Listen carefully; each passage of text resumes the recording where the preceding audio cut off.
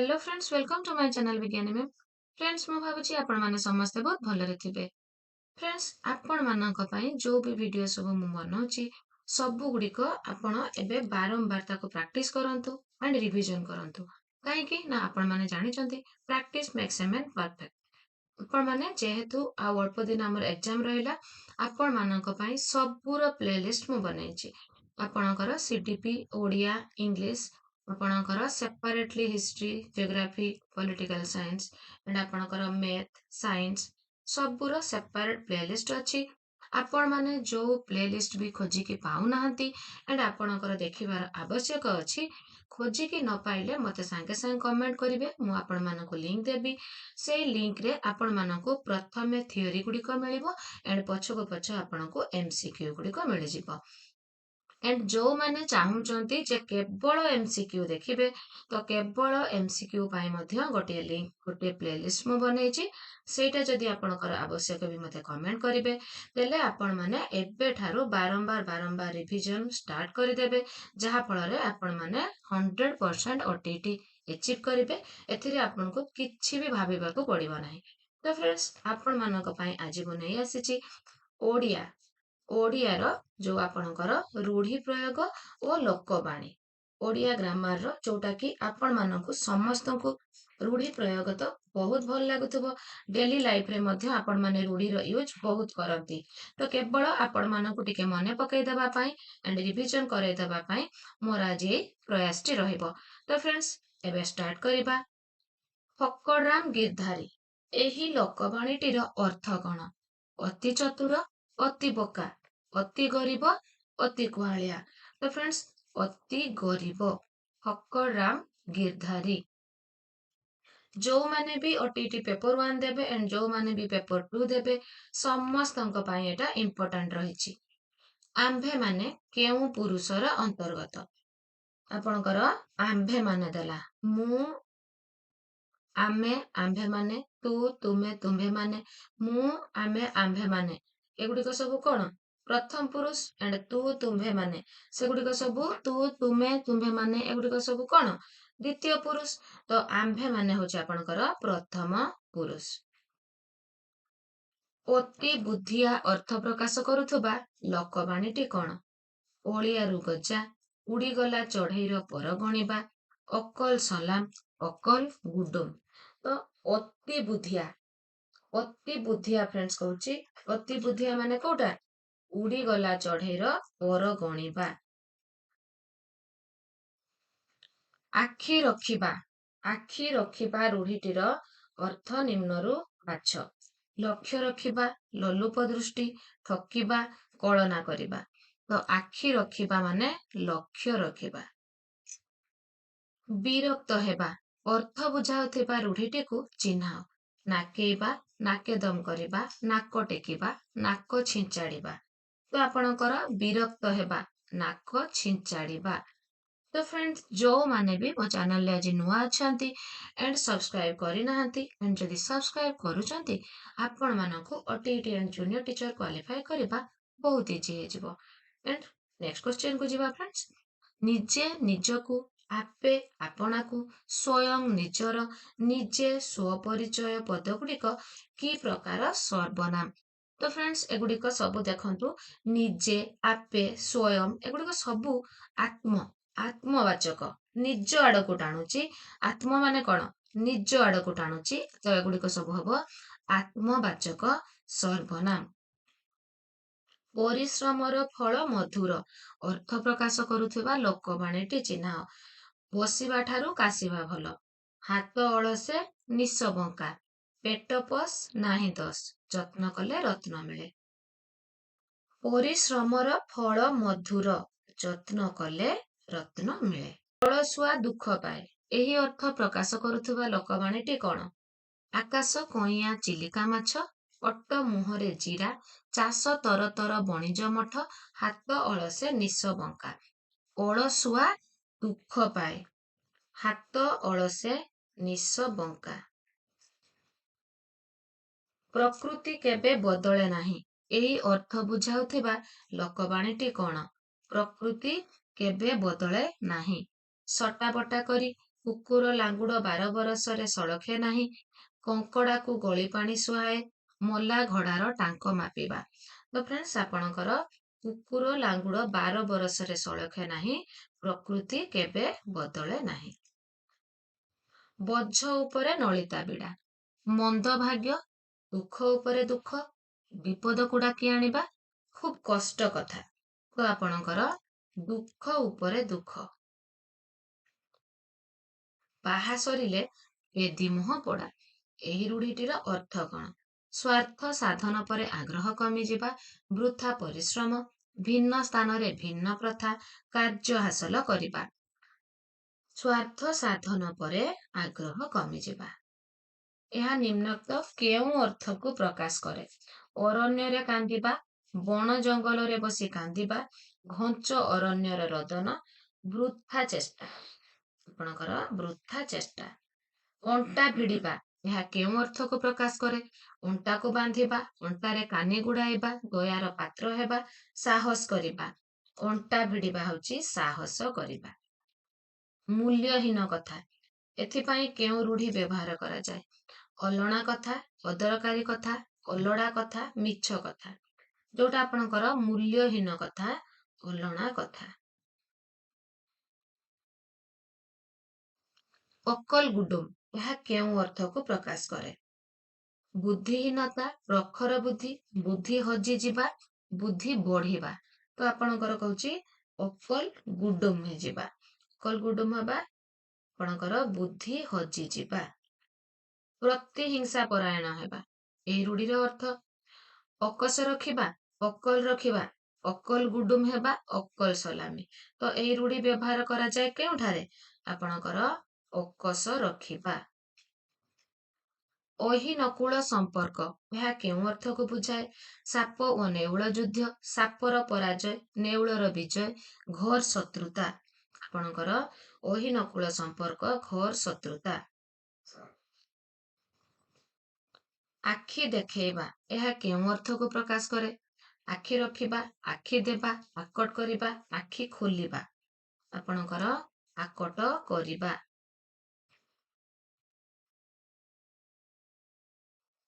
ଆକାଶ କୁସୁମ, ଏହି ରୂଢ଼ିର ଅର୍ଥ କଣ? ଆକାଶର କୁସୁମ, ପାରିଜାତ ଫୁଲ, ଅସମ୍ଭବ କଥା, ସୁନ୍ଦର ପରିବେଶ। ଆକାଶ କୁସୁମ, ଅସମ୍ଭବ କଥା। ଆଖି ବୁଜିବା, ଏହା କେଉଁ ଅର୍ଥରେ ବ୍ୟବହୃତ? ଆଖି ବନ୍ଦ କରିବା, ଆଖି ଖୋଲିବା, ମରିଯିବା, ଆଖିରେ ଦେଖି ନ ପାରିବା। ତ ଆଖି ବୁଜିବା ହେଉଛି ମରିଯିବା। ଉଠିଆ ଖାଇବା, ଏହା କେଉଁ ଅର୍ଥରେ ବ୍ୟବହୃତ? ଉଠି ଆସି ଖାଇବା, ଉଠି ସାରି ଖାଇବା, ମାଗଣା ଖାଇବା, ପଡିଆ ଜମିରେ ଖାଇବା। ତ ଉଠିଆ ଖାଇବା ହେଉଛି ଫ୍ରେଣ୍ଡସ୍ ମାଗଣା ଖାଇବା। ଏଗୁଡିକ ତ ଫ୍ରେଣ୍ଡସ୍ ଆପଣ ଦୈନନ୍ଦିନ ଜୀବନରେ ପ୍ରାୟ ବହୁତ କିଛି ୟୁଜ କରନ୍ତି, ତ ଏଗୁଡିକ ଆପଣ ମୋ ସହିତ ରିଭିଜନ କରିନିଅନ୍ତୁ। ସୁଯୋଗକୁ ଅପେକ୍ଷା କରିବା, ଏହି ଅର୍ଥଟି କେଉଁ ରୂଢ଼ିର? ଓର ଉଣ୍ଡିବା, ଓର ଦେଖିବା, ଅକର ଖୋଳିବା, ଅଧ ଧରାଇବା। ତ ଫ୍ରେଣ୍ଡସ୍ ଓର ଉଣ୍ଡିବା, ସୁଯୋଗକୁ ଅପେକ୍ଷା କରିବା। ହାତ ଧରିବା, ଏହା କେଉଁ ଅର୍ଥକୁ ପ୍ରକାଶ କରେ? ହାତକୁ ଧରିବା, ବିବାହ କରିବା, ହାତକୁ ଜୋରରେ ଧରିବା, ପ୍ରଶୟ ଦେବା। ଆପଣଙ୍କର ବିବାହ କରିବା, ହାତ ଧରିବା ହେଉଛି ବିବାହ କରିବା। ସର୍ବନାଶ କରିବା, ଏହି ଅର୍ଥଟି ପାଇଁ କେଉଁ ରୂଢ଼ି ବ୍ୟବହୃତ ହୁଏ? କାନ ନାକ ଧରିବା, କରଡ଼ି ଜଳିବା, କଳା କନା ବୁଲାଇବା, କାଠ ହୋଇଯିବା। ତ ଫ୍ରେଣ୍ଡସ୍ ଆପଣଙ୍କର କଳା କନା ବୁଲାଇବା, ସର୍ବନାଶ କରିବା ହେଉଛି କଳା କନା ବୁଲାଇବା। ଗାଲରେ ହାତ ଦେବା, ଉପେକ୍ଷା କରିବା, ସର୍ବନାଶ ହେବା, ଚିନ୍ତିତ ହେବା, ମନେ ପକାଇବା। ଗାଲରେ ହାତ ଦେବା, ଚିନ୍ତିତ ହେବା। ଗୋବର ଗଣେଶ, ଗୋବର ତିଆରି ଗଣେଶ, ମୂଲ୍ୟହୀନ କଥା, ଗଜମୂର୍ଖ, ଗଣେଶଙ୍କ ପରି ପାଠୁଆ। ଗଜମୂର୍ଖ, ଗୋବର ଗଣେଶ ହେଉଛି ଗଜମୂର୍ଖ। ଚିତା କାଟିବା, ଆତ୍ମସାତ କରିବା, ଠକିବା, ଲୁଚେଇବା, ଶତ୍ରୁ ହେବା। ଚିତା କାଟିବା କଣ? ଠକିବା। ଜିରାରୁ ଶିରା କାଢିବା, ଏହାର ଅର୍ଥ କଣ? ଟିକିନିକି ପରୀକ୍ଷା କରିବା, ସମ୍ମୁଖୀନ ହେବା, ସବୁବେଳେ ଦୋଷ ବାଛିବା, ଖୁବ୍ ଆପଣାର ହେବା। ଜିରାରୁ ଯିଏ ଶିରା କାଢେ ସବୁବେଳେ ଦୋଷ ବାଛିବା। ଝାଳ ବୁହା ଧନ, ଏହା କେଉଁ ଅର୍ଥକୁ ବୁଝାଏ? ଯେଉଁ ନଟରେ ଝାଳ ଲାଗିଥାଏ, ଝାଳ ଯୋଗୁଁ ଧନ ବଢେ, ଝାଳ ବୋହିଲେ ଧନ ଲାଭ, କଷ୍ଟ ଉପାର୍ଜିତ ଧନ। ଝାଳ ବୁହା ଧନ ମାନେ ଫ୍ରେଣ୍ଡସ୍ କଷ୍ଟ ଉପାର୍ଜିତ ଧନ।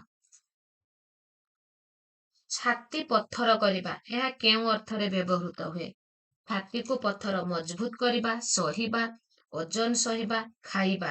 ଆପଣଙ୍କର ଛାତି ପଥର କରିବା, ସହିବା।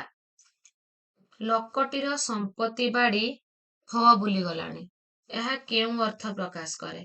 ବଢିଗଲାଣି, କମିଗଲାଣି, ସବୁ ଶେଷ ହେଲାଣି, ଯେତିକି ସେତିକି ଅଛି। ତ ଆପଣଙ୍କର ସବୁ ଶେଷ ହେଲାଣି। ଶତ୍ରୁ ଆମ ଘର ଭିତରେ ଗୁପ୍ତ ଭାବରେ ଲୁଚି ରହିବା ପାଇଁ କେଉଁ ରୂଢି ବ୍ୟବହାର କରାଯାଏ?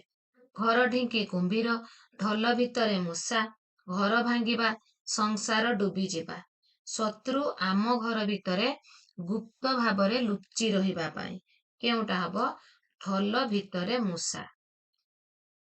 ତିନି ପାଞ୍ଜିରୁ ଯିବା, ଏହାର ଅର୍ଥ କଣ? ସର୍ବନାଶ ହେବା, ପାଞ୍ଜିରେ ସ୍ଥାନ ପାଇବା, ମୃତ୍ୟୁ ହେବା, ପାଞ୍ଜିରୁ ନା କାଟିବା। ତ ଆପଣଙ୍କର ତିନି ପାଞ୍ଜିରୁ ଯିବା, ସର୍ବନାଶ ହେବା। ଦାନ୍ତ ଦେଖାଇବା ରୂଢିଟିର ଅର୍ଥ? ଦାନ୍ତ ଘଷିବା, ଦାନ୍ତ ବାହାରକୁ ଚକଚକ କରି ଦେଖାଇବା, ପରିହାସ କରିବା, ଦାନ୍ତକୁ ରୋଗ ହେବା। କଣ ହେଇଯିବ? ପରିହାସ କରିବା। ପ୍ରତିଶୋଧ ନେବା, ଏଥିପାଇଁ ଆମେ କେଉଁ ରୂଢି ବ୍ୟବହାର କରିଥାଉ? ପ୍ରତିଶୋଧ ନେବା ପାଇଁ ଦାନ୍ତ ଦେଖାଇବା, ଦାଉ ସାଧିବା, ତାନା ମାରିବା, ତାଉ ଦେଖାଇବା। ଦାଉ ସାଧିବା, ପ୍ରତିଶୋଧ ନେବା ମାନେ ହେଲା ଦାଉ ସାଧିବା। ନା ପକେଇବା, ସୁନାମ ଅର୍ଜନ କରିବା, ଦୁନାମ ଅର୍ଜନ କରିବା, ନା ବତେଇବା, ନା ଲେଖେଇବା। ତ ଫ୍ରେଣ୍ଡସ୍, ଦୁନାମ ଅର୍ଜନ କରିବା, ନା ପକେଇବା ମାନେ ଦୁର୍ନାମ ଅର୍ଜନ ସେ କରୁଛି। ନାକ ଛିଞ୍ଚାଡ଼ିବା, ଶୁଁ କରିବା, ଘୃଣା କରିବା, କିଛି କହିବା, ଶୁଣିବା। ନାକ ଛିଞ୍ଚାଡୁଛି ମାନେ ଘୃଣା କରୁଛି। ନାଟର ଗୋବର୍ଦ୍ଧନ, ଗୋବର୍ଦ୍ଧନ ଚରିତ୍ର ଚିତ୍ରଣ, ନାଟରେ ଶ୍ରେଷ୍ଠ ଚରିତ୍ର, ନାଟକର ଗୌଣ ଚରିତ୍ର, ଅନର୍ଥର ମୂଳ। ନାଟର ଗୋବର୍ଦ୍ଧନ, ଅନର୍ଥର ମୂଳ।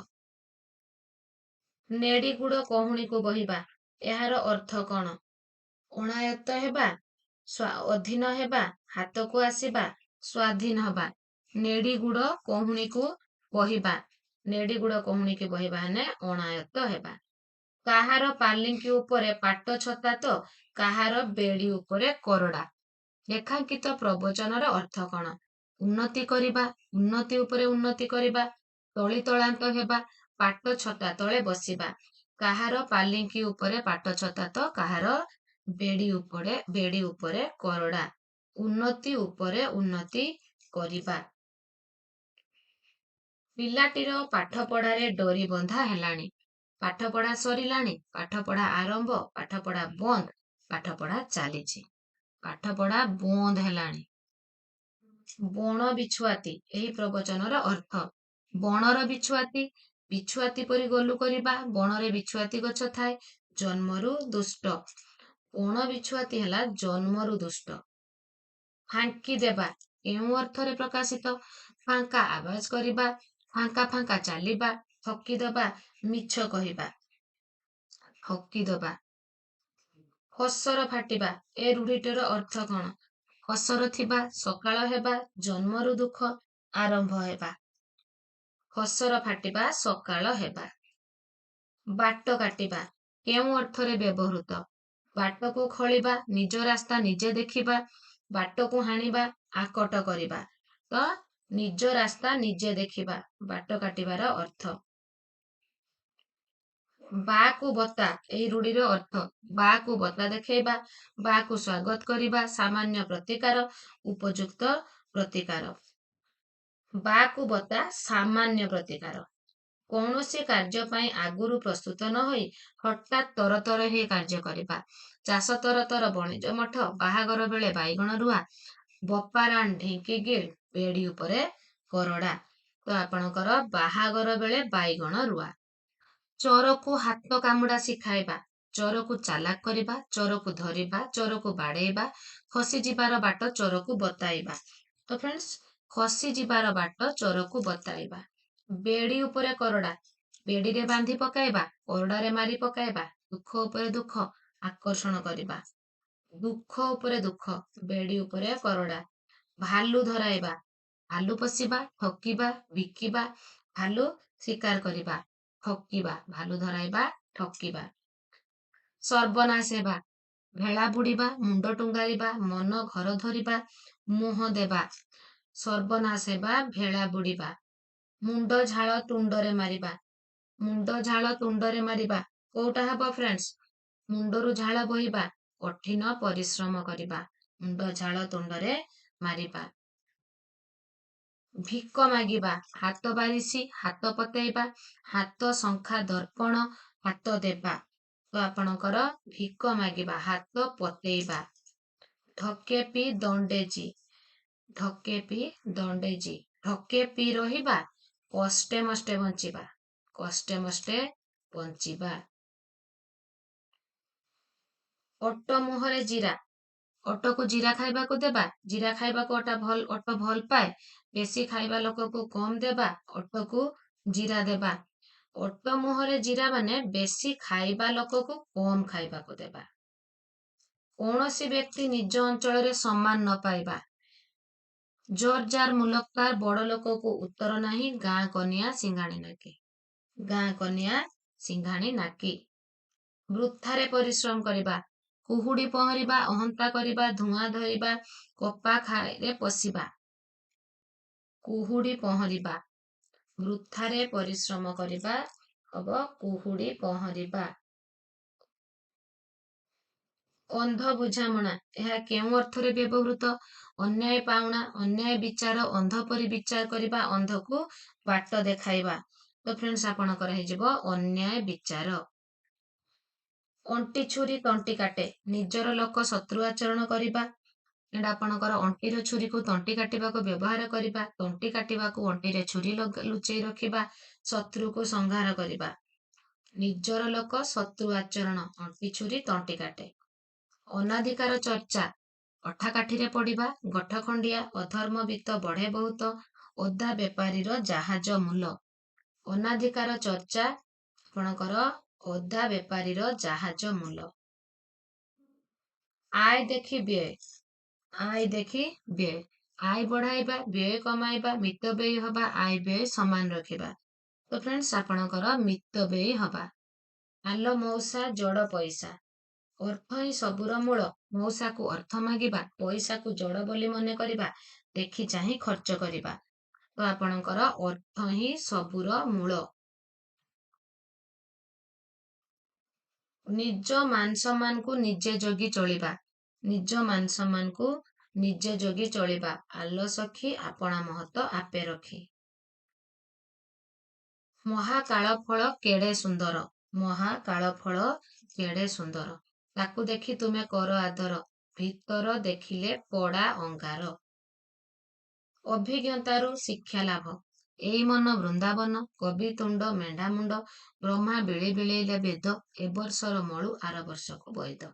ଅଭିଜ୍ଞତାରୁ ଶିକ୍ଷା ଲାଭ, ଏ ବର୍ଷର ମଳୁ ଆର ବର୍ଷକୁ ବୈଦ। କଙ୍କଡାକୁ ଗଳି ପାଣି ସୁହାଏ, କଙ୍କଡାକୁ ଗଳି ପାଣି ସୁହାଏ। କଙ୍କଡା ଗଳି ପାଣିକି ଭଲ ପାଏ, କଙ୍କଡା ଗଳି ପାଣିରେ ଆତ୍ମଗୋପନ କରେ, ଅସାଧୁଙ୍କ ପାଇଁ ଗୋଳମାଳିଆ ପରିସ୍ଥିତି ସହାୟକ। କଷ୍ଟ କଲେ କୃଷ୍ଣ ମିଳେ, କଷ୍ଟ କଲେ କୃଷ୍ଣ ମିଳେ। କୋଉଟା ହେଇଯିବ ଆପଣଙ୍କର?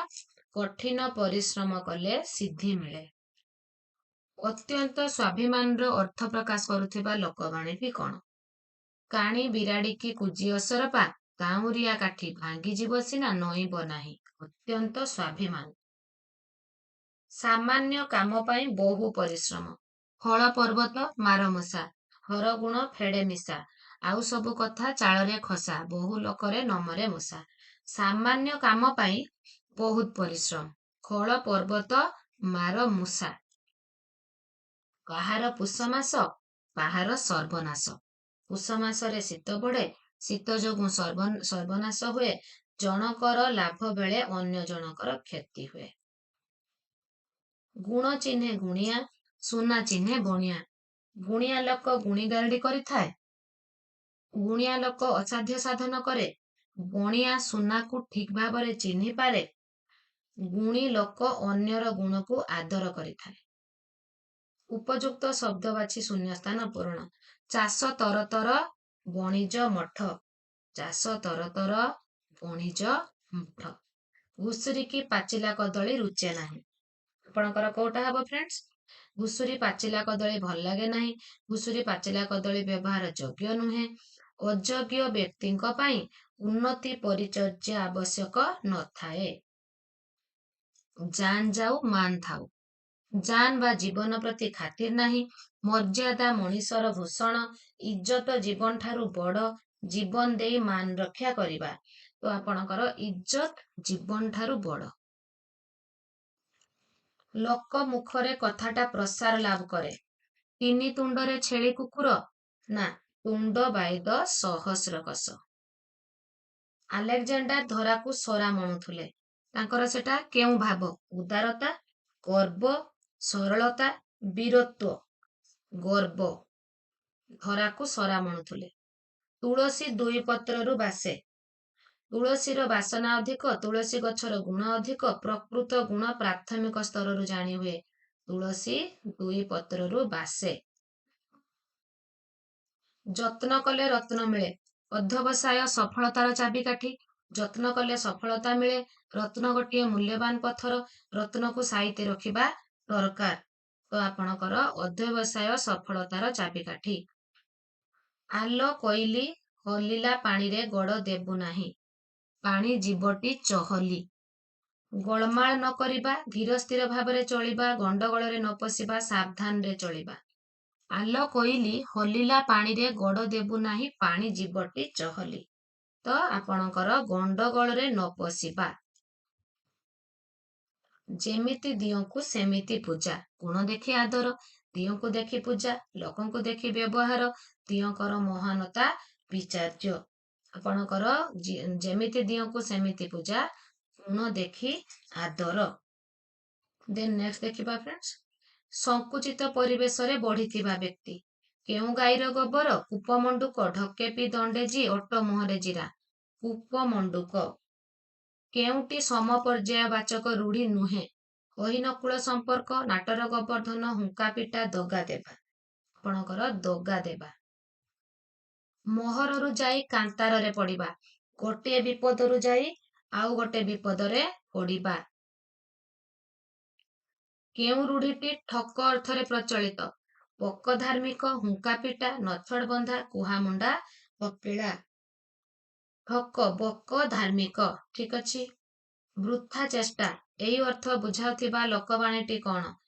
ନାହିଁ ମାମୁଁଠାରୁ କଣା ମାମୁଁ ଭଲ, ନଈ ସୁଅକୁ ବାଲି ବନ୍ଧ, ଢକେ ପି ଦଣ୍ଡେ ଜି, କୂପମଣ୍ଡୁକ। ବୃଥା ଚେଷ୍ଟା କରିବା, ନଈ ସୁଅକୁ ବାଲି ବନ୍ଧ ଦେବା। ନିଷ୍ପତ୍ତି କରିବା, କଥା ପକାଇବା, କଥା ରଖିବା, କଥା ଛିଣ୍ଡାଇବା, କଥାରେ ଗଣ୍ଠି ଦେବା, କଥା ଛିଣ୍ଡାଇବା। ଧରାକୁ ସରା ମଣିବା, କଷ୍ଟେ ମଷ୍ଟେ ବଞ୍ଚିବା, ଅତି ଗର୍ବ ଭାବ ପ୍ରଦର୍ଶନ କରିବା, ଅସମ୍ଭବ କଥା କହିବା, ସାବଧାନରେ କାର୍ଯ୍ୟ କରିବା। ଅତି ଗର୍ବ ଭାବ ପ୍ରଦର୍ଶନ କରିବା। ଗୁପ୍ତ କଥା ପ୍ରଘଟ କରିବା। ତୁଣ୍ଡ ବାଇଦ ସହସ୍ର କଷ, ତିନି ତୁଣ୍ଡରେ ଛେଳି କୁକୁର, ସଭାରେ ହାଣ୍ଡି ଭାଙ୍ଗିବା, ଜାନ୍ ଯାଉ ମାନ ଥାଉ। ତ ସଭାରେ ହାଣ୍ଡି ଭାଙ୍ଗିବା। କେଉଁଟି ସମପର୍ଯ୍ୟାୟଭୁକ୍ତ ରୂଢି ନୁହେଁ? ଖତ ଗଦାରେ ପଦ୍ମ, କାଠିକର ପାଠ, ଏଣ୍ଡୁଅ ପରି ମୁଣ୍ଡ ଟୁଙ୍ଗାରିବା, ବୋଝ ଉପରେ ନଳିତା ବିଡ଼ା। ତ ଏଣ୍ଡୁଅ ପରି ମୁଣ୍ଡ ଟୁଙ୍ଗାରିବା। ଅବସ୍ଥା ଅସମ୍ଭାଳ ହେବା, ତିନି ପାଞ୍ଜିରୁ ଯିବା, ଦାନ୍ତରେ କୁଟା ଦେବା, ଘର ବୁଡ଼ି ପାଣି ଆଣ୍ଠୁଏ, ଭେଳା ବୁଡ଼ିବା। ତ ଆପଣଙ୍କର କଣ ହେଲା? ଘର ବୁଡ଼ି ପାଣି ଆଣ୍ଠୁଏ। ଅବସ୍ଥା ଅସମ୍ଭାଳ ହେବା। ସେଠି ଆମେ କମ୍ପ୍ଲିଟ ରୂଢି ଡିସ୍କସନ କରିଦେଲେ। ଏଣେ ଆପଣ ଏଗୁଡିକ ସବୁ ବାରମ୍ବାର ପ୍ରାକ୍ଟିସ କରନ୍ତୁ। ଏମିତି ଇମ୍ପୋର୍ଟାଣ୍ଟ କ୍ଲାସ ନେଇ ମୁଁ ଆପଣଙ୍କ ପାଖକୁ ପୁଣି ଆସିବି। ଆଜି ପାଇଁ ଏତିକି। Take care.